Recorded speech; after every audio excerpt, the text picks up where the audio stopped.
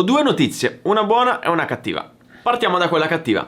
Purtroppo quest'anno non correrò in moto. Le motivazioni sono un po' articolate e ve le spiegherò in questo video. Le cose che ci tengo subito a mettere in chiaro sono due. La prima è che il fatto che non corro in moto non significa che non farò videomoto. Anzi, farò un sacco di avventure, girerò in pista con la R1 e porterò anche contenuti nuovi. Comunque non è da escludere che non faccia magari una wild card. La seconda è che il fatto che non corra in moto non vuol dire che non farò gare. Anzi, infatti correrò in auto e sto lavorando a 2 campionati. Non vi dico altro, a breve saprete. A tal proposito, come per la stagione passata, abbiamo degli spazi disponibili sull'auto per le aziende che volessero collaborare.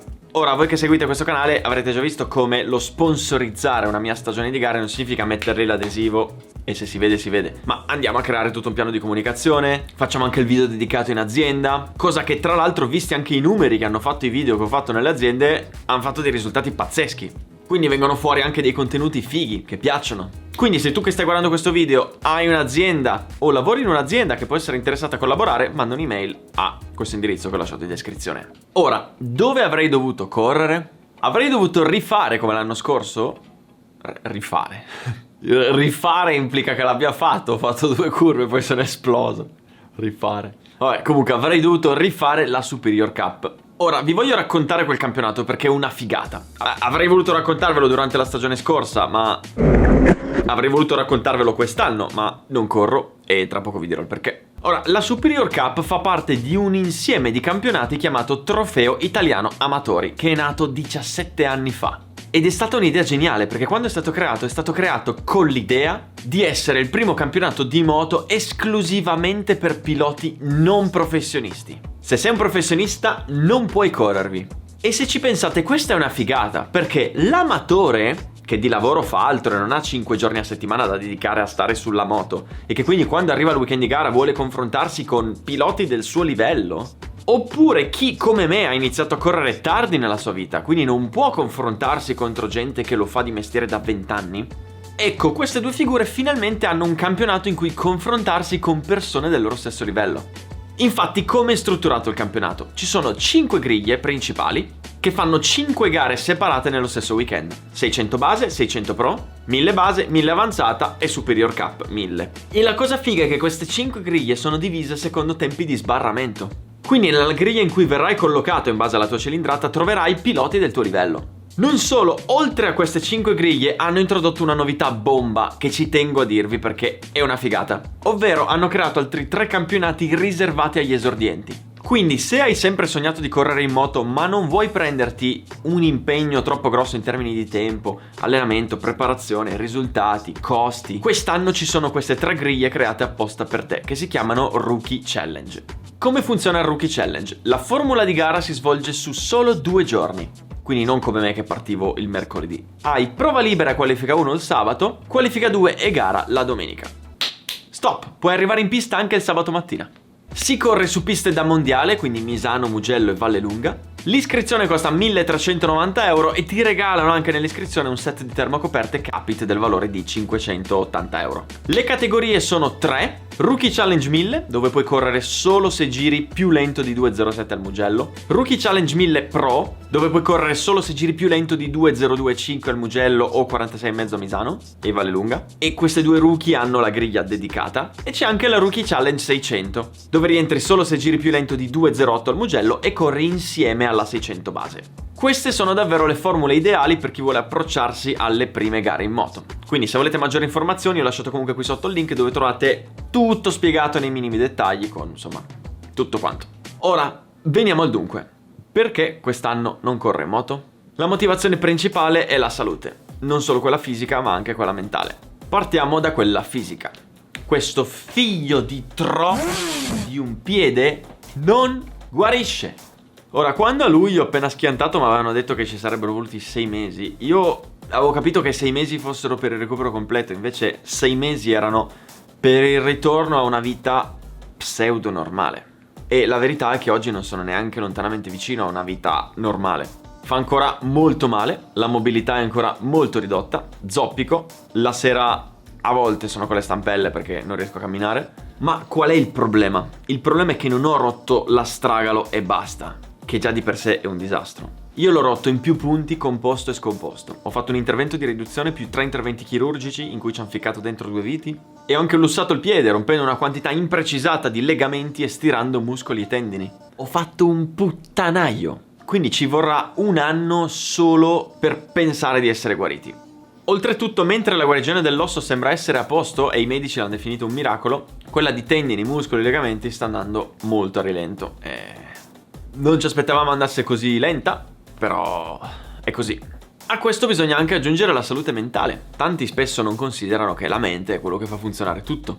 E se tutto funziona ma la mente no, non ottieni risultati, fai cazzate, ti fai male. Questo 2020 per me è stato un incubo, perché c'è stata la pandemia, che ha fatto saltare tutti i piani, il lockdown, che ha fatto diventare pazza la gente. Non so se vi ricordate gli effetti che il primo lockdown ha avuto su alcuni personaggi di questo settore. Poi, finita la quarantena, lavoro a fuoco per recuperare, iniziano le gare, faccio una minchiata, esplodo. E da lì inizia il calvario. 15 giorni in ospedale, 4 interventi, 40 giorni a letto, ad agosto a letto, con gli antidolorifici, mentre tutti erano al mare a divertirsi. E quando infine torno a camminare, lockdown. Poi fisioterapia. Io pensavo che la fisioterapia fosse come allenarsi, no? Che vai, spingi, torni a casa, ti godi le endorfine. Invece no, è una merda la fisioterapia, è una merda, non ve la auguro mai. Soffri, ti fa un male cane. Non ti alleni perché stai solo girando un piede che fa un male porco e rinforzando dei muscoli che usi per andare a fare la spesa. E in questo ringrazio il buon Nick e la Fede e tutto lo staff di Isokinetic che ogni giorno sopportano le mie lamentele. E arriviamo quindi ad oggi. Questo mini riassunto mi è solo servito per farvi capire che è stato un anno veramente difficile mentalmente. È stato come una maratona in cui io in realtà sono ancora a metà. Il traguardo della maratona è ancora... Arrivando quindi al dunque, che cosa significherebbe per me correre in moto nel 2021? Significherebbe arrivare ad aprile e trovarmi nella situazione in cui mentalmente sono al limitatore da 14 mesi. Sarò fuori allenamento perché se faccio 3 ore di fisioterapia 5 volte a settimana e poi devo tornare a casa a lavorare 8 ore, non ho tempo di allenarmi. Infatti ho perso 6 kg, sono... Se mi metto di profilo non ci fosse il naso sarei una linea nera, invisibile.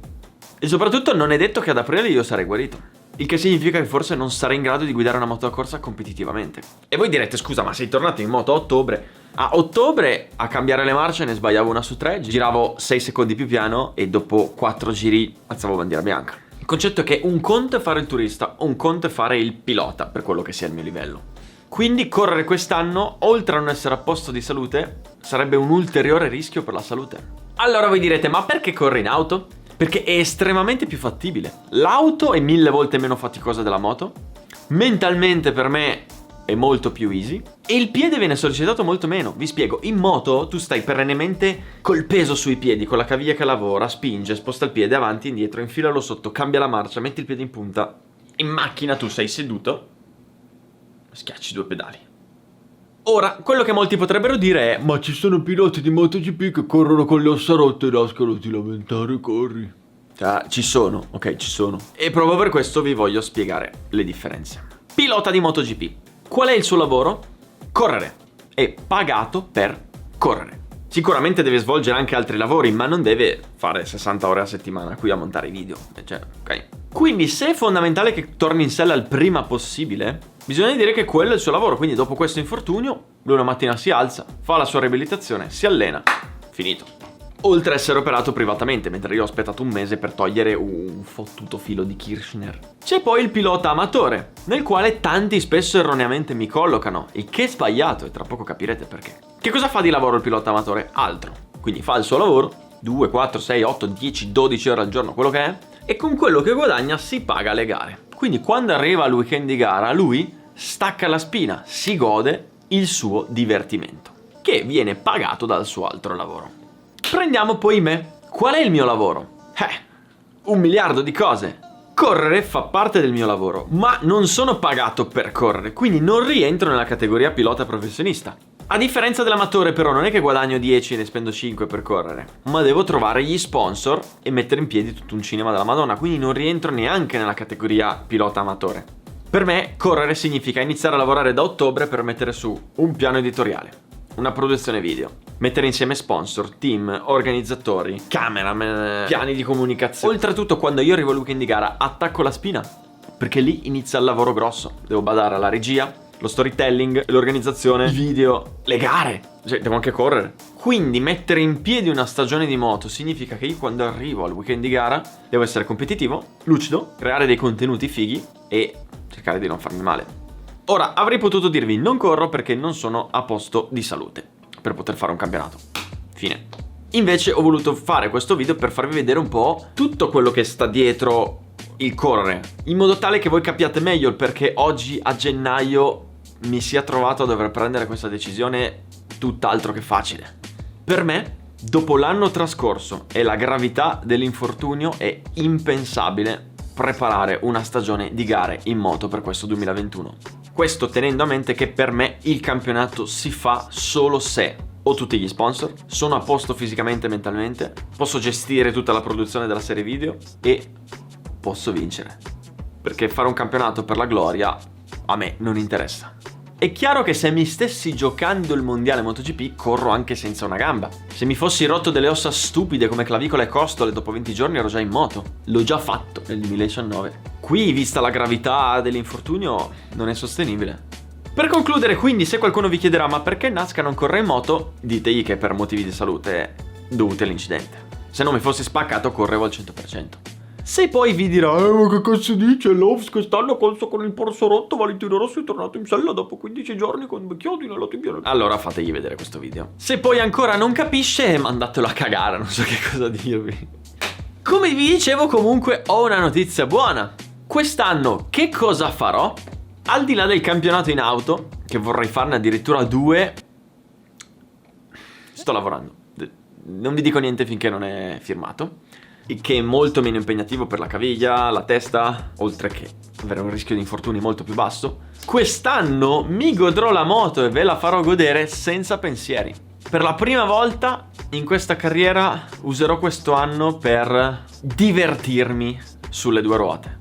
Quando sarò guarito, senza fretta, senza l'ansia di avere la gara quel giorno e dover organizzare tutto, avere tutto pianificato, quando sarò a posto andrò in pista con l'R1, mi divertirò, farò viaggi, avventure e andrò in pista solo con lo scopo di godermi la moto. E tutto questo naturalmente ve lo racconterò nei video di quest'anno. Spenderò la metà, mi divertirò con i miei amici e creerò nuovi contenuti bomba. Quindi state pronti? Sta per partire la stagione e anche se non farò gara in moto, che non è detto che magari a fine anno, se sono a posto, guarito, magari mi venga in mente di fare una wild card. Non so. Ecco, nonostante non correrò in moto, preparatevi perché arriveranno dei contenuti spettacolari. Ciao ciao!